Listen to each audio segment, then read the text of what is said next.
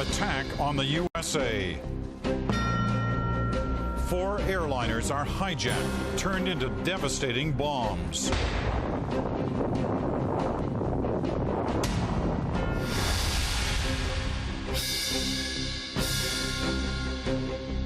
Thousands of people are feared dead.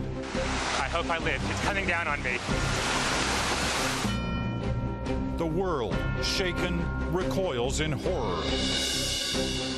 This is a special extended edition of The National. Good evening, I'm Peter Mansbridge. A series of devastating attacks against the United States has stunned the world. Thousands are certainly dead. Commercial airplanes turned into flying bombs, buildings reduced to rubble. The attacks came as a shock, and the effects even more shocking. Let's recap the day's horrible and dramatic events. At 8:45 a.m., a hijacked airliner filled with fuel was flown directly into the North Tower of the World Trade Center. Shortly after 9 a.m., a second hijacked airliner slammed into the South Tower. The sight of the 2 towers burning was shocking. At 9:40, the terror moved to Washington, D.C., where a third hijacked airliner plowed into the Pentagon, the headquarters of the U.S. military. Only minutes later, millions of horrified onlookers and television viewers watched as one of the massive World Trade Center towers collapsed. I hope I live. It's coming down on me. Here it comes. I'm getting behind a car. Then another hijacked plane went down, this time near Pittsburgh. And finally, the one remaining tower of the World Trade Center disintegrated. As reports of the destruction came in, it was becoming apparent that the toll of the attacks would be high. It was U.S. President George W. Bush who first said what everyone feared. Thousands of lives were suddenly ended by evil, despicable acts of terror. And as the dust clears from Washington and Manhattan, the consequences of today's attacks are just beginning to be felt. Just in the last few moments, we've had new video made available to us, amateur video taken of the first aircraft slamming into the World Trade Center towers. This is it.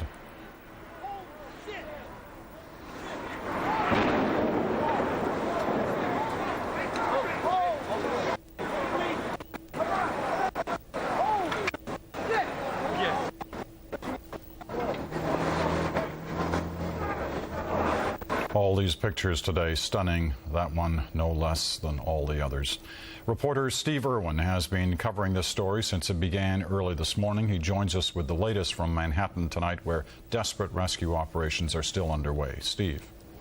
Peter, I was just speaking not long ago to some people who are coming up from the actual site, and the descriptions are just terrible. Firefighters and other rescue workers in there with their bare hands, ripping through rubble, trying to get to people, using axes, picks, shovels, whatever they can get their hands on, in a desperate bid to get anyone who is still alive underneath out. Another very disturbing image I hear this evening is that some of the victims are lying on the ground, some dead, some alive, under a foot or 2 feet of soot, that some part of the debris that fell down from the towers when they collapsed, and that the ambulances and fire trucks rushing into the scene are actually running over these bodies because they simply cannot see what is beneath the soot. Steve, from the mayor of New York City, Rudolph Giuliani, that at least 2 police officers have been rescued from the rubble. The first indications that people have been brought out of the rubble alive, but we are hearing these continuing reports of cell phone conversations between people trapped underground, under the rubble, and their families in different parts of the United States, all emanating from that rubble of the World Trade Center. These are reports that I first started hearing, Peter, about an hour and a half ago, and they're becoming more and more frequent, that people are actually getting through. Now, whether or not this has been going on all day, I'm not sure yet, but I know from experience firsthand that many cell phones simply could not work. The sheer volume of calls being made in Manhattan after that explosion, after the buildings crumbled, was phenomenal, and you couldn't get through to anyone. Maybe now the lines are opening up and these people are actually able to get calls out. I know that one person phoned with a police officer at their side when they got through to rescue workers. So people are coming out, and cell phones are proving to be a lifeline to some survivors. Now, it was clear that for many hours today they just couldn't get into the rescue operation mode because they couldn't get anywhere near the rubble for the fires and the gas leaks. It appears now that they've managed to deal with at least part of that situation. It's clear the rescue operation now is well underway. It absolutely is underway now, and as I mentioned off the start, they're in there with their hands, with whatever tools they can get. From this roof, I can see long lines of rescue vehicles, dump trucks and earth movers, bulldozers being brought down into lower Manhattan, obviously to take some of that rubble away and get to the people beneath. The lower part of Manhattan is sealed off to anyone but police and rescue workers, and it will continue to be sealed off throughout tomorrow, according to the mayor. But as you say, rescue efforts are underway right on the site now. People are being brought out. There are some numbers of people in hospital coming out now. A low number I've heard was 1,000 people hospitalized, many of those critical condition, and as Mayor Giuliani himself has says, at least 2,000 to 2,500 walking wounded coming in and out of the hospitals. So the numbers are just starting to come out now, and we won't even hazard to say what they could finally add up to. All right, Steve. Steve Irwin reporting to us tonight from high atop one of the buildings overlooking Manhattan. Well, let's go from that location to down on the ground, where our Joanna Remiliotis joins us now by cell phone from one of the locations where the rescue operation is underway. Joanna, what can you tell us? Well, Peter, the scene here is devastating, chaos. There's hundreds of rescue workers here working like at a maddening pace. There's firefighters coming out of the scene, and the only way you can describe it is their faces are haunted. There's people here who no doubt need counseling, and there's already counseling on the way. The Salvation Army is here providing food and water. People are being treated on the spot for some injuries, some firefighters. We spoke to some rescue workers who described the scene inside, and it was horrific. Body parts, some people still alive, some people pulled out. There's a line of ambulances, about 20 or so, already waiting at this point because firefighters have just managed to take control of the fire, and the actual rescue operation will begin momentarily. Now, there have been some indications that we've been hearing throughout the evening of people trapped under the rubble using cell phones to call for help. Also, some indications that at least a couple of police officers who were trapped have been rescued. Have you seen any of that kind of situation going on? We haven't actually seen them ourselves, but we have heard about them, and there still are people missing, which is part of the reason it's so hard to speak to the people who are actually involved in the rescue mission. Once they do come out, they do look traumatized. One guy we did stop did say one of his buddies was still in there, and they're hoping that he'll get out. But at this point, like I said, there's so much happening that we're just trying to assess the situation. And what we can tell you right now is that the rescue operation part will be starting in full progress any minute. All right, Joanna Remiliotis reporting to us by phone from the rescue scene at the rubble of the World Trade Center buildings. We will get back to Joanna later in this hour for another update as we continue to assess the situation there. Now, to the other side of today's terror, our chief Washington correspondent, David Holton, joins us now. David, what's the latest there? Well, Peter, sadly, the bad news seems to be piling on the bad news here as well. Not long ago, the fire chief in Arlington, Virginia, that's just across the Potomac River where the Pentagon is located, reported that as many as 800 people may have died when that Boeing aircraft slammed into the west wing of the Pentagon. Now, if you can't be thankful for anything in this horrendous tragedy, but it has been pointed out to us that the Boeing aircraft slammed apparently into the least occupied part of the Pentagon. 24,000 people work in that gigantic building, Peter. And if the aircraft had come in at another part of the Pentagon, the casualty figure could be much, much higher than it is. The situation in Washington, obviously at the Pentagon, still horrendous, as you say, the story changing by the hour, and clearly the devastation at that part of this story much worse than originally thought of earlier today. The response going on from the White House now that George Bush is back. What's the latest from that end of the story? Well, there's no late report following President Bush's address to the nation on TV a few hours ago. After that address was over, there was a National Security Council meeting in the White House to plan strategy and presumably look at the early possibility of retaliation. That, of course, depends on pinpointing who was responsible for these acts of terrorism, and also, as Bush made it quite clear in his TV address tonight, not only would the terrorists be tracked down and punished, but countries harboring them would also be the target for possible U.S. reprisals. And at this hour, unity on the American political front in terms of any action that would be taken. Tremendous solidarity on Capitol Hill. The lawmakers who were forced to leave the building earlier in the day came back at about twilight for a remarkable show of solidarity, Peter, quite moving. They all, Republicans and Democrats, gathered on the steps of Capitol Hill and sang "God Bless America." But how long will that spirit of solidarity last? Difficult to say, because already questions are being asked about what seems to be an absolutely fearful lapse of intelligence on the part of the U.S. authorities. Some, both Democrat and Republican members of both the Senate and House complaining that there was no advance warning of this attack, and also complaining and asking the question, how could 4 aircraft have been hijacked on the same day, and 4 aircraft hijacked that permitted these horrible events to unfold today. Very briefly, David, much speculation now in terms of what kind of military response the United States might take. All kinds of indications tonight that they're positioning ships in different parts of the world, but clearly when Donald Rumsfeld, the U.S. Secretary of Defense, made his comments today, no showing of his hand as to what may be planned in the days ahead.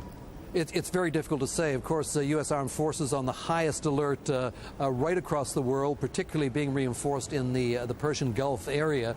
But we have no idea what kind of retaliation is planned at this stage. A number of experts here, Peter, saying that just sending a cruise missile on one suspected terrorist camp somewhere, whether in Afghanistan or elsewhere, won't be enough, that a much bigger action would have to be planned in this case to be really effective. All right, David Holton reporting with the latest from the American capital tonight in Washington.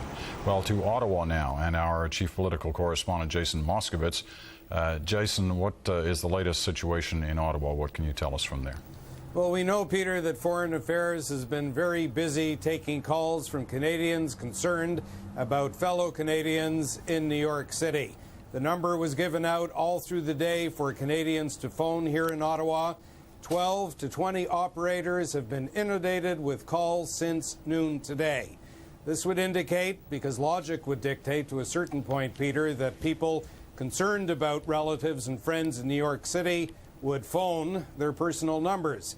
If you're phoning Foreign Affairs, chances are you have reason to fear for the safety of any number of people, and that's really the key. How many casualties are there? How many Canadian casualties might there be? Canada being prepared to offer help in any number of ways, from blood donations to emergency teams, evacuation teams, response teams to head down to New York. Any indication at this hour yet whether any have been requested? The Prime Minister's office says nothing specific yet. However, the government will prepare tomorrow. Deputy ministers of the key departments, along with their assistant deputy ministers, will meet tomorrow to coordinate efforts when it comes to security, defense, and whatever help the Americans might ask for. Finally, the Prime Minister's own schedule for the rest of this week. A number of international trips had been on the agenda. What's the situation now? Well, first of all, he canceled a trip to Halifax today. He was to be there tonight. He was to go to Stockholm on Thursday for an international conference that involved 13 countries. That was canceled. And there's some question as to whether the special session of the United Nations will go ahead as planned next week in New York City. No one's saying it's canceled. No one knows. All right, Jason Moskowitz with the latest from our nation's capital on this incredible story.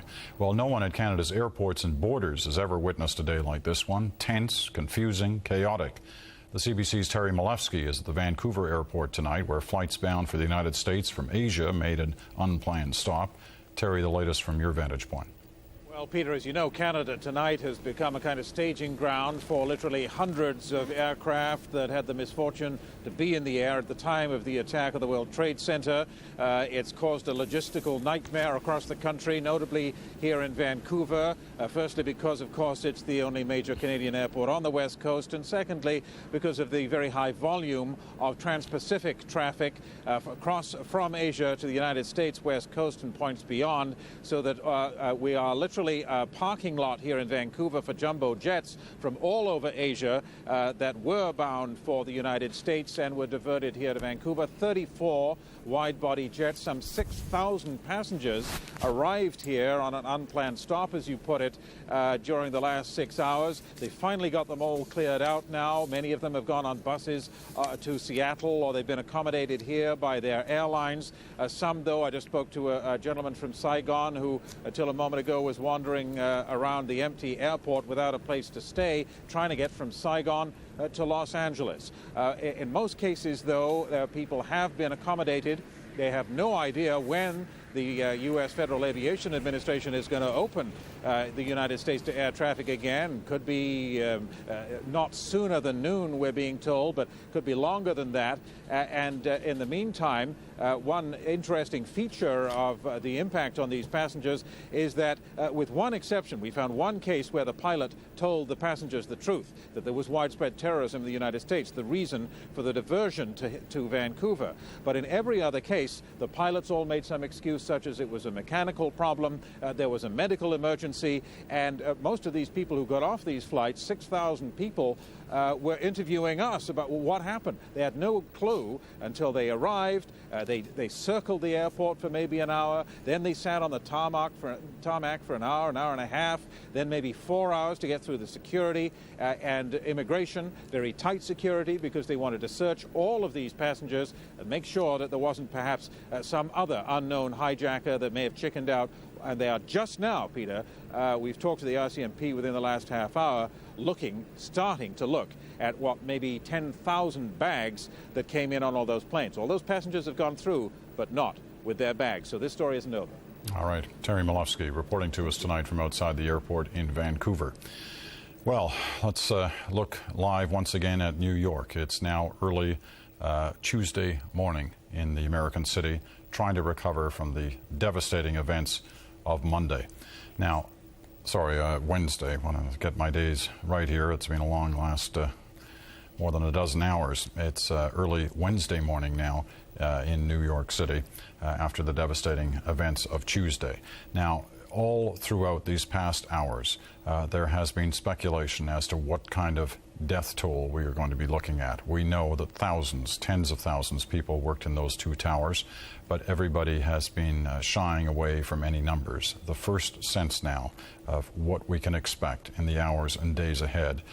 One major insurance company has just let it be known, they have offices or had offices in the World Trade Center, that 1,200 of their employees are missing. This gives a sense of the kind of numbers we can expect in the days ahead. The scene in New York City. The rescue efforts are underway, trying desperately to reach those who may have survived this awful tragedy. This attack was shocking both in its scope and its devastation. As the morning unfolded, so did the horror. Here's the National senior correspondent Brian Stewart with a detailed look at 2 hours of terror. Early Tuesday morning, thousands of air passengers in the U.S. are boarding flights to the West Coast. Shortly after 7 a.m. in Boston, Newark, and Dulles Airport, Washington, an unknown number of terrorists on suicide missions board 4 separate planes, slipping somehow through normal security. 7:59, American Airlines Flight 11 from Boston to Los Angeles takes off on time. a Boeing 767 carrying 92 passengers and crew. Within minutes, all 4 airliners carrying terrorists are up in the busy skies of the eastern states. In these minutes, New Yorkers are fighting morning traffic to get to work. As many as 50,000 normally enter the twin 110-story towers of the World Trade Center. It's an obvious terrorist target. Was attacked 8 years ago. But today, there's no sense of menace or alarm. At around 8:15, there's serious alarm among air traffic controllers who notice that Flight 11, having climbed to 10,000 meters above the Adirondacks, is veering off course and heading for New York. For the next 30 minutes, they watch an apparently hijacked plane streaking towards Manhattan. Then within minutes, they see a second plane veering off a western course, aiming directly for downtown New York. At 8:42, all hell breaks loose over New York as that first plane, Flight 11, crash dives straight into the North Tower of the Trade Center, causing catastrophic loss of life. Only 18 minutes later, just after 9, a stunned city sees the second United Airline plane swoop unerringly into the side of the South Tower. Taking a look. Oh my God!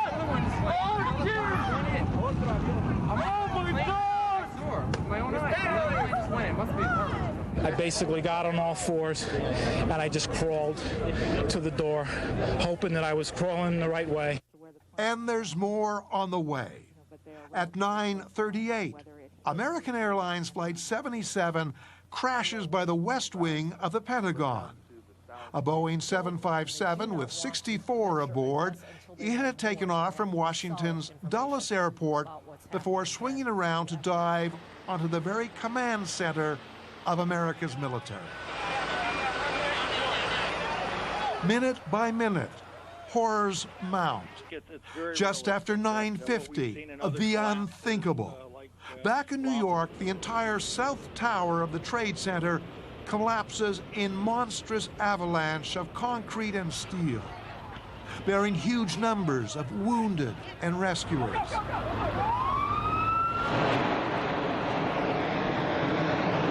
One doctor on the scene, Mark Heath, has a video camera with him and captures moments at ground zero. I hope I live. I hope I live. It's coming down on me. Here it comes. I'm getting behind a car. It's incredible. Okay, I'm gonna have to go find people who need help. Can I get a toot? I'm seeing a couple of clean breaths. That's good. Okay. Back to you. This is the car I hid behind. It saved my life.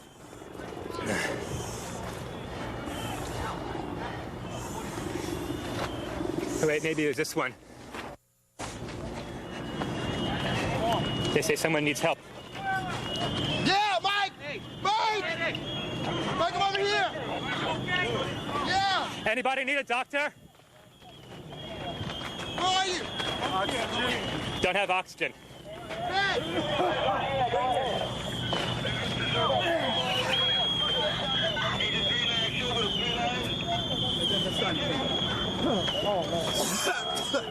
Hello, Doc. Hey, that guy needs some oxygen if someone can share it with him. 10-4. Thanks. They told me just to wait here at this semi-staging area. See if I can help, so that's what I'm doing. They won't let me go any closer. No one can go in to get the people out. There's small explosions still going on.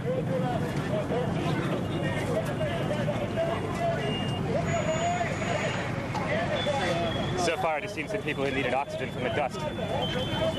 No one trauma. 5 minutes later, an unprecedented fear sweeps Washington. 10:05, the U.S. government, now fearing an all-out attack, even evacuates the White House. Presidential staffers are moved quickly out of the very core of the nation's capital. Now, at 10:10, the fourth plane crashes. A United Airlines 757, Flight 93 from Newark to San Francisco with 45 aboard, suddenly disappears from the radar and disintegrates as it crashes near Johnstown, Pennsylvania. 15 minutes later, all U.S. civilian air travel goes to ground. International flights to the U.S. are diverted to Canada. Canadian airports start receiving scores of airliners that soon crowd the tarmacs. In New York, desperate attempts are being made to save those trapped in the remaining North Tower. Often, little can be done. Then at 10:29, the drumbeat of calamity reaches its peak. Incredibly, the North Tower of the Trade Center also collapses. In this aftermath, people scarcely believe their eyes. An event so threatening that shortly after 11 a.m., much of Manhattan is evacuated, amid scenes that seem almost out of science fiction. As it absorbed terrorist strike after strike this morning, the government of the United States went on a virtual war footing. The president even commanding for a time from a bunker prepared during the Cold War for nuclear combat. And probably not since Pearl Harbor has America felt more directly threatened or more fiercely determined to strike back. In just 2.5 hours, from that first takeoff in Boston to the collapse of the second tower, the United States and the world were changed in ways that are still uncounted and surely still incalculable. For The National, I'm Brian Stewart. Now, in the last hour, we've had made available to us new shots of the planes going into the World Trade Tower. We saw one of them about 45 minutes ago. That was the first aircraft going into the first tower. Now a very brief shot, but dramatic nevertheless, of the second aircraft going into the second tower. This is an angle we have not seen throughout the day.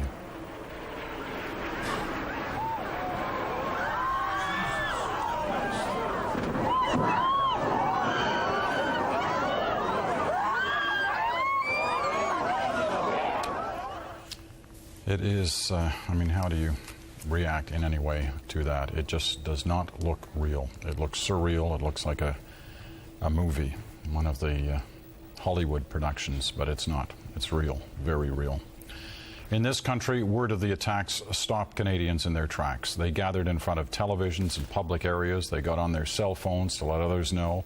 They broke the news to strangers on the streets. And all the while, they were trying to comprehend what they were seeing, what they were hearing. Norman Hermont now with the disbelief and the horror felt throughout this country. Across Canada, people watch the unthinkable unfold across the border. As news of the enormity of what happened sunk in, office towers in Toronto started to empty. It's a terrible tragedy. We have someone there at the World Trade Center this morning at a conference, and we haven't heard from him. It's scary. I'm scared, I'll be quite honest with you. And I just called my wife a few minutes ago and said we're heading home, and she's very happy about that.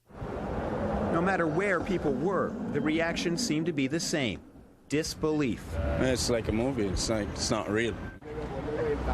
It's like you're watching a movie, you know?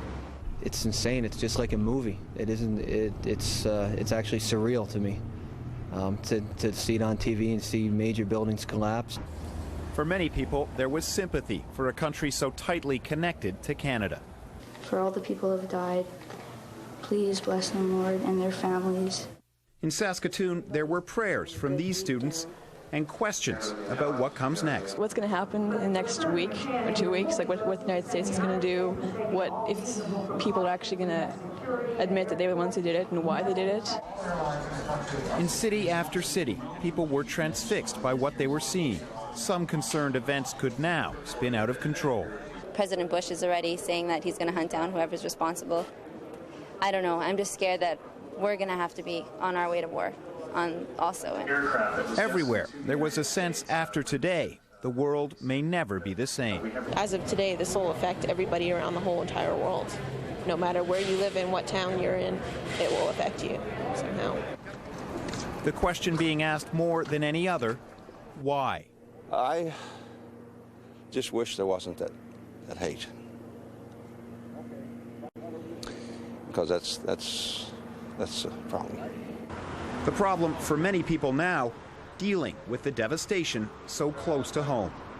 Norman Hermont, CBC News, Toronto. The main attack struck at the very heart of New York's financial district, and there too there was havoc. The New York Stock Exchange will be closed tomorrow, and there will be ripples on financial markets around the world from Europe to the Orient. Havard Gould now on the economic impact of the attack. Closed in the chaos, it isn't clear when the Canadian stock exchanges will reopen.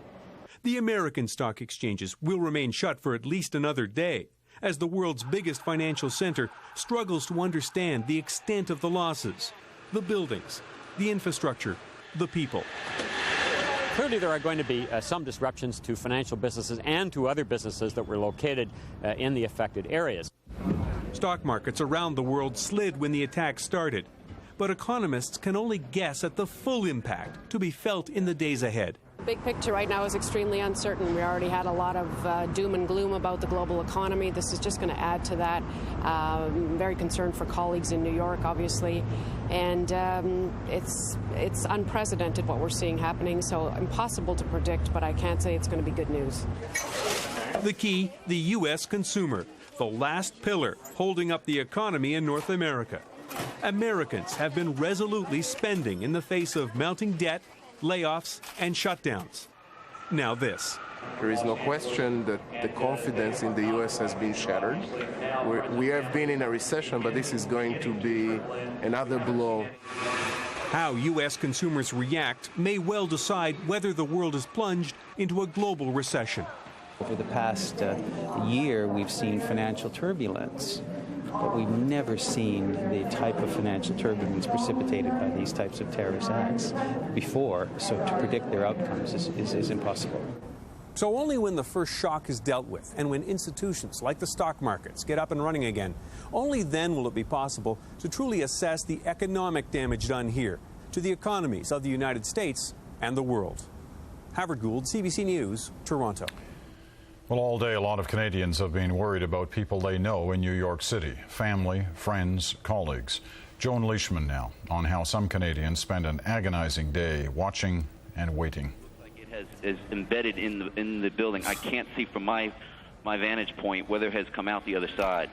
The moment these pictures hit TV screens, many Canadians began to worry, especially those with family or colleagues in New York's financial district. I was talking to him 2 or 3 minutes before the plane hit. Len Pace of Oakville, Ontario is one of them. Pace's brother-in-law, Ron DeFrancesco, worked at the World Trade Center. He was in his office on the 84th floor of Tower 2 this morning when Pace reached him moments after Tower 1 was hit. I got through to him on the first try. It was really short. He just, I said, "It's Len." He said, "I'm okay." He obviously knew that the calls are coming, and he said, "I'm okay, but I got to go." You could hear the sirens going off, or the fire alarms going off in the background, and he's a broker, so it sounded to me like there was still there might have been trading going on, although I'm not sure of that. So I talked to him for 15 seconds, got off the phone, and then phoned my brother in Montreal to tell him that I had spoken to Ron and that he was okay. And as we were on the phone, literally 2 or 3 minutes after I had spoken to him, he watched the TV, he was watching TV live and watched the plane fly into the second building.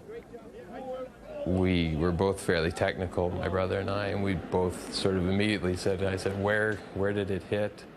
And he said, you know, what's his office number? And we both figured that it was below what the office number was where the plane hit. But, you know, if the stairways are intact and he got out and he got down the stairs, then he's okay. But if he wasn't down the stairs, then he's probably dead.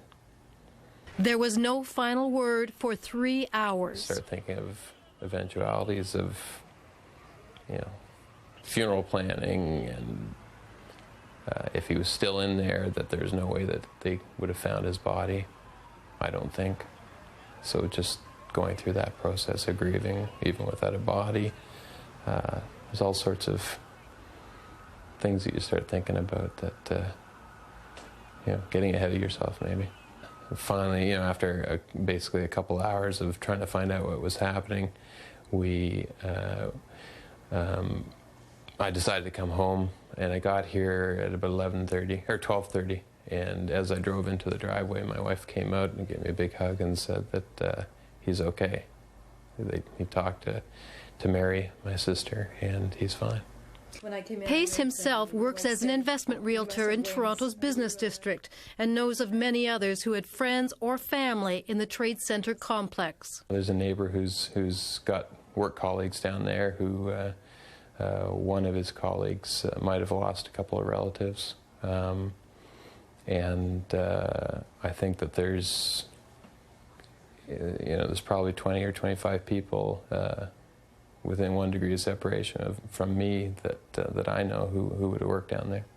This is Len Pace doesn't know whether to credit luck or divine intervention, but for him, the extreme fragility of life became very clear today. This is a picture of him up at our cottage last summer. You're never safe, I don't think, anywhere, potentially. But you can't live your life in fear either. You have to, I think, live it. And for me, a day like today really underlines that sense of family that we've got. And I think you have to enjoy that. You have to live life in the moment and enjoy the people around you and appreciate them, because when something like this happens, you certainly do appreciate them. It's also been a frantic day for Cheryl DeMarco of Edmonton. Her son Michael is a systems analyst whose office was at the World Trade Center. He's there all the time. He works and works and works, and I thought we might have lost him.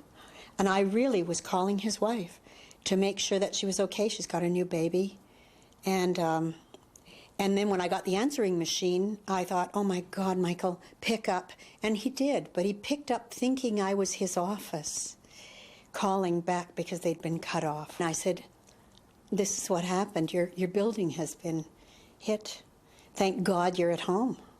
Moments before, Michael DeMarco had called into his office. The only words he heard were, oh my God. Then the phone went dead. DeMarco was calling his office to say he wouldn't be in this morning. What he had done was worked late the night before until 10 or 10:30, and then it's an hour trip back to Jersey where he lives. And his wife has just had a baby, 3 months old, so he thought, I didn't get home last night, I'll just stay and work from the house this morning. And thank God that he did, because had he gone in, I'm sure the story would be different. Although her own son is safe, Cheryl DeMarco remains shaken and concerned about what all this could possibly lead to. I cried all morning, and I'm just sick inside because, and then my other son has been put on alert for Los Angeles. He's the sergeant with the police department down there, so I kind of feel, I just hope everything is okay. I think everybody in the world is shaken up by this. It's so hideous. It's too early to tell how many Canadians have been affected by this tragedy. The Department of Foreign Affairs will say only that calls from anxious friends and relatives are continuing to pour in. For The National, I'm Joan Leishman in Toronto. As we mentioned earlier, the Canadian Blood Services says it's expecting a huge demand from the United States for blood donations. To find out the location of clinics and hours, you can call 1-888-2-DONATE. And to check on Canadians who may have been caught in the attacks, Foreign Affairs has a 24-hour emergency service. That number is 1-800-387-3124. Be advised, though, both numbers are extremely busy.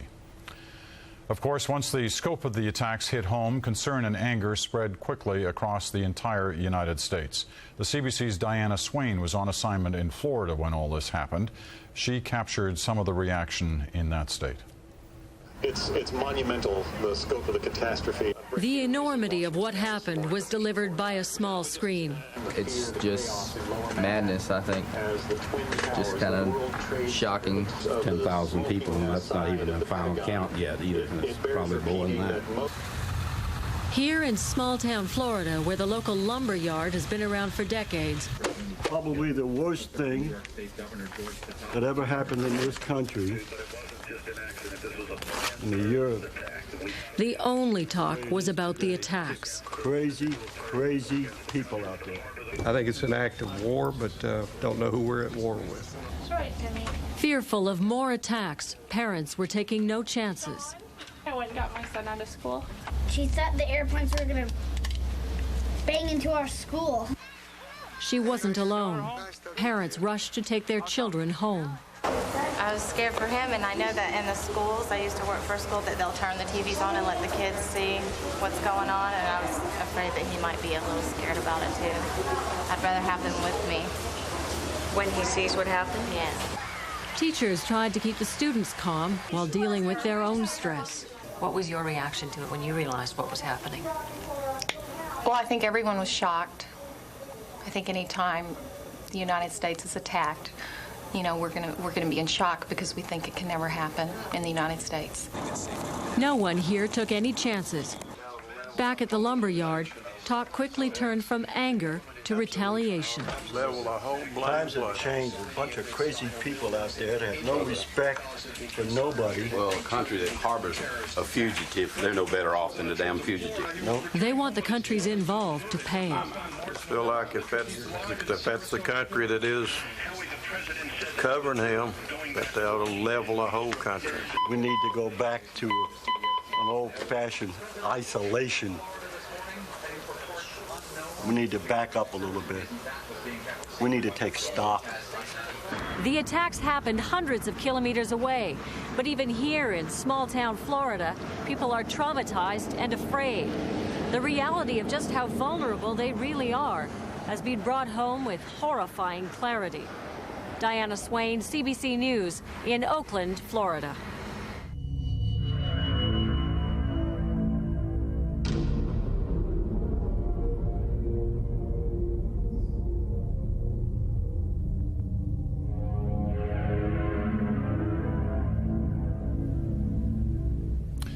Today's attacks made the world's major superpower look more vulnerable than ever.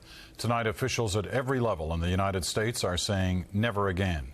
It is now a wounded nation ready to retaliate. As Carol Off reports, there are a lot of questions about how all this will ripple around the world. Our great nation is being tested. The United States of America shut its doors today and went into a state of fear and suspicion. Like a fortress, it sealed borders and for the first time in history closed down all air traffic. Oh, I think we're really off the scale in terms of any terrorist precedents. U.S. terrorist expert Brian Jenkins says there's only one thing in American history that compares. I think people here are reaching for the only historical metaphor that they have, and that is Pearl Harbor.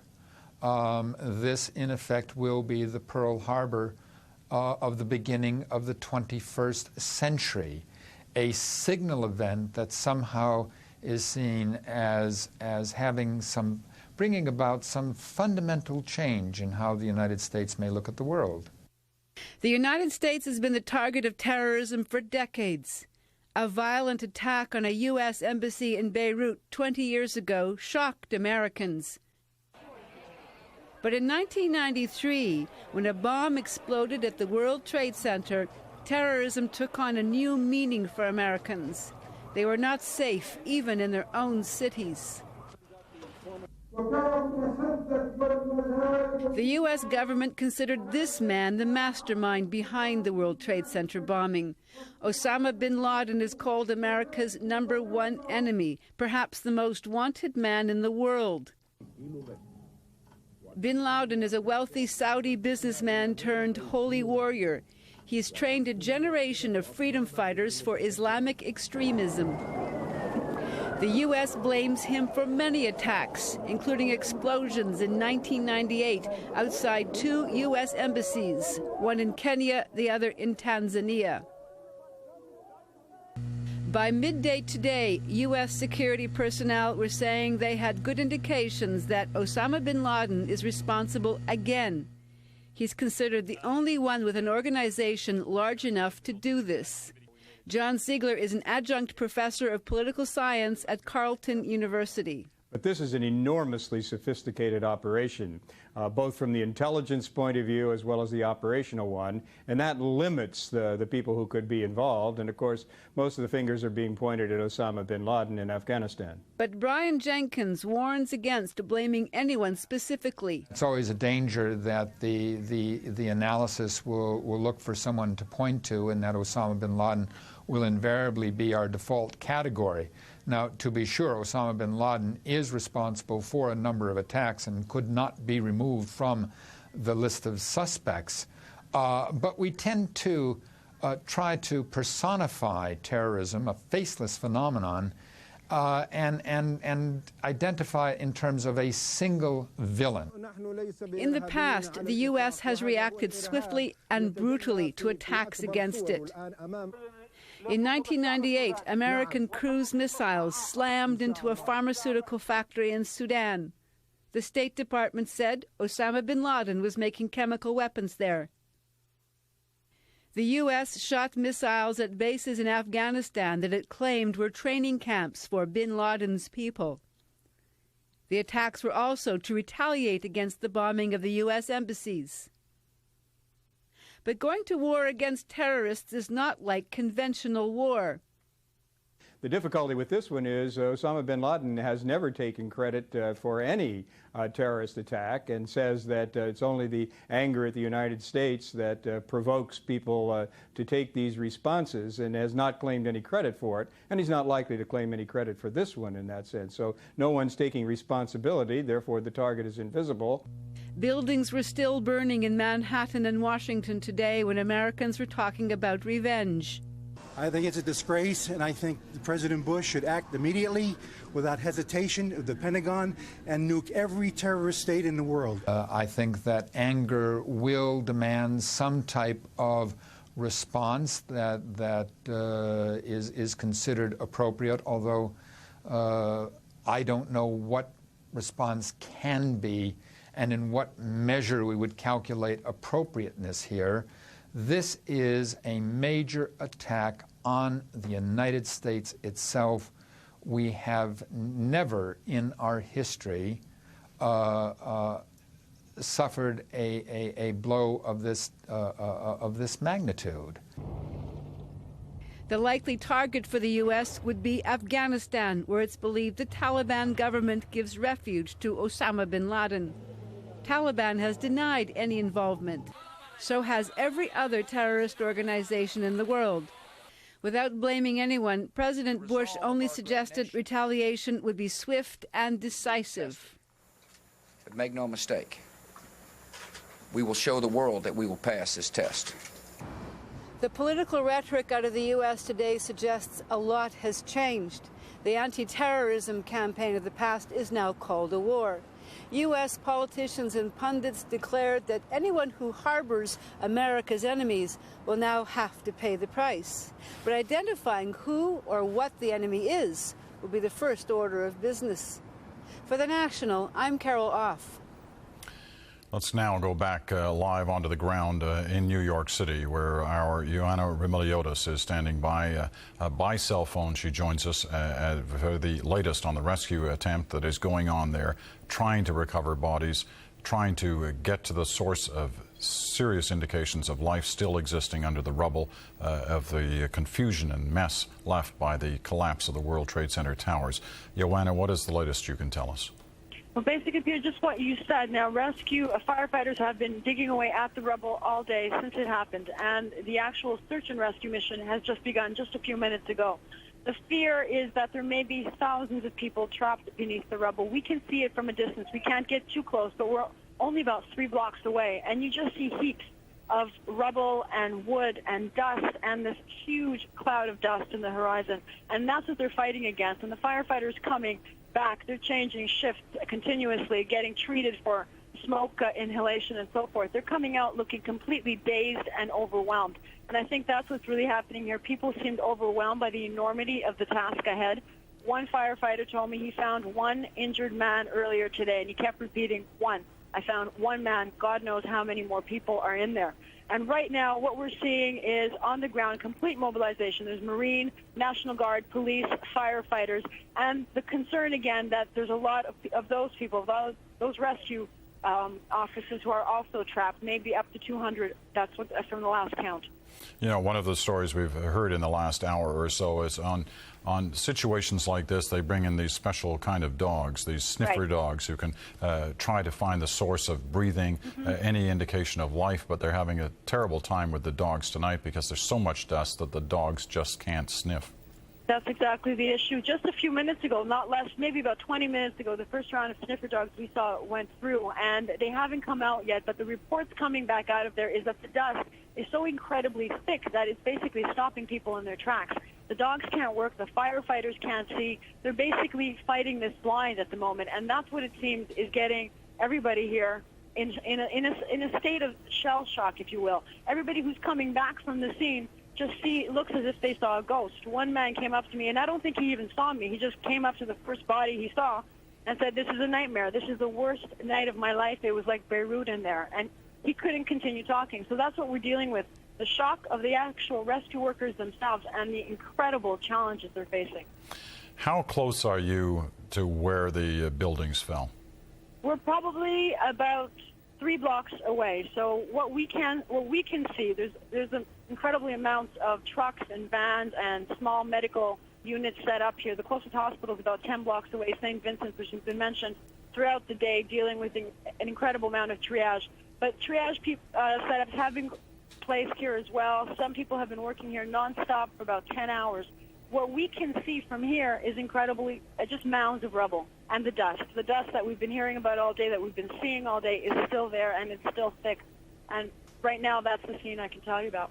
Now, there's been a great deal of concern throughout the day that other buildings in that immediate area are vulnerable. Are you being kept away? I mean, just give us a scan. Give us the 180-degree view that you're looking at from where you're standing right now. Where I'm standing from, Peter, if under normal circumstances before 9 o'clock earlier today, this morning, we would have been facing the World Trade Center. We don't see anything now. The sky is empty where those buildings should be. And there was another building that had collapsed later today, later after about 6:30. There are concerns that have been voiced here, not confirmed, that there is another building that might be on the brink of collapse, but that hasn't been confirmed. The whole issue, though, of structural damage to the buildings around it is something that they're all keeping everybody's aware of, which is why they're trying to keep as many people as far away from the vicinity as possible. But it's a chaos. You know, this is a huge rescue scene with so much happening. People are milling about, and there's no real sense of, controlling the flow in and out of people. Once in a while, somebody might stop you, but at this point, we've managed to get pretty close. Give us a sense of some of the stories you're hearing tonight in New York. The firefighters are especially poignant. Those are the people who are digging through the rubble. And one man came up to me and said, this is a nightmare. I can't believe what I saw, and I don't want to describe to anybody what I saw. He looked horrified. That's the only way I can say it. Another person who worked for a private ambulance service that actually been there right after the explosion trying to help people just said that it was a chaotic scene filled with horrific images of body parts. One man found a shoe with a foot in it. There's a sense here perhaps there were children involved because there's a daycare in the building. the scenes are even hard to relay because they've been so hard to listen to in a sense, you know. And I think what everybody here is telling us is that they're walking and they're working through a nightmare. Joanna Remiliotis reporting from on the ground in New York City, and she will be there throughout the night for us with the latest reports from the scene in New York. The rescue attempts still going on. Nobody is using any concrete figures at this hour as to what may be beneath that rubble. We do know that anywhere between 20 and 50,000 people were working in those twin towers. We've had reports already tonight of one major insurance firm that had employees and offices in the World Trade Center saying 1,200 of their employees are missing, which gives you some sense of the kind of numbers we should expect in the days ahead.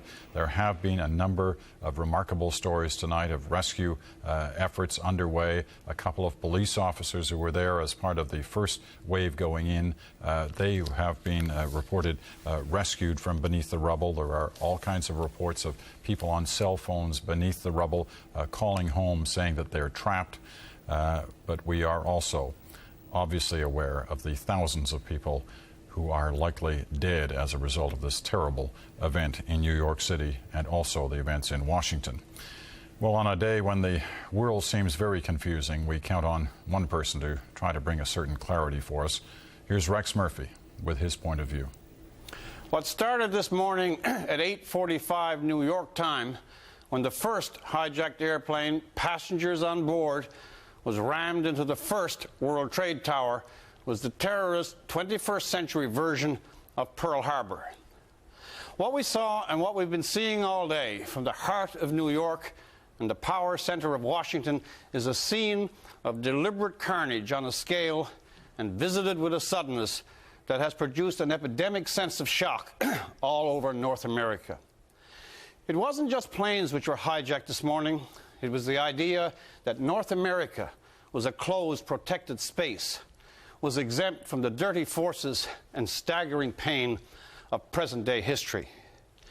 We should pay some attention to the dreadfully perfect symbolism of the targets, the great towers of the World Trade Center in the very heart of the financial capital of America, and the Pentagon itself, the symbol of power in the capital of power. The terrorists wanted to do much more than rain death on thousands of innocent, ordinary people. They designed this series of actions as carefully as any playwright to carry an unequivocal message through these symbols that their enemy is America, its system, its wealth, and its power, and to carry the further message that the hatred of America in their eyes is so utter and perfect that any manner of deed and any number of deaths have their demented justification. Today's horrors have the added horror that they were a contemplated, a deeply thought about end. They were designed, and in that, as well as in the nature of their targets, they were the terrorist equivalent of a declaration of war. These acts were new and singular. They were meant to establish a new threshold. They have brutally expanded the boundaries of what we must now, as part of our everyday psychology, consider possible. It was a serving of notice to this side of the world that this side of the world is no longer showmaster or spectator, that the brutalities and incitements and rancors from Northern Ireland to Kosovo, from the Middle East to Afghanistan, the stuff of our TV screens, which always take place over there, now have, in the rubble, blood, and dust of downtown New York, a first world local address. The curtain of our North American exemption from the actualities of the world's darker turnings has been breached in the first year of a new century. The truth of this could be seen even on the streets of Toronto, and I'm sure every major Canadian city.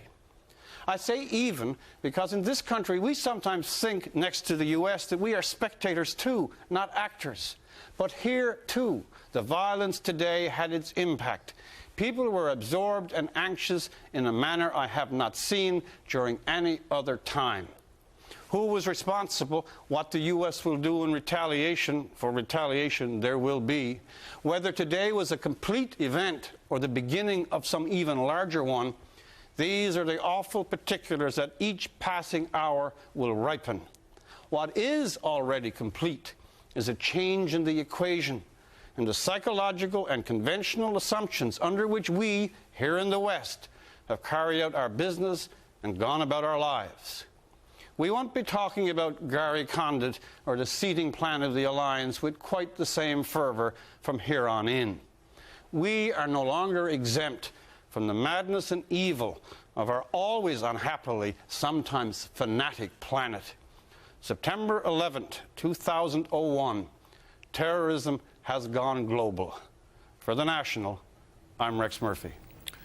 Just a reminder, CBC News will remain on the air right through this night. We will go live to all important briefings. We will have analysis of any important developments, and we'll be following this story for many days to come. For those of you here in Canada and for those of you in the United States who've been watching on the USA cable network, I'm Peter Mansbridge. Stay with us.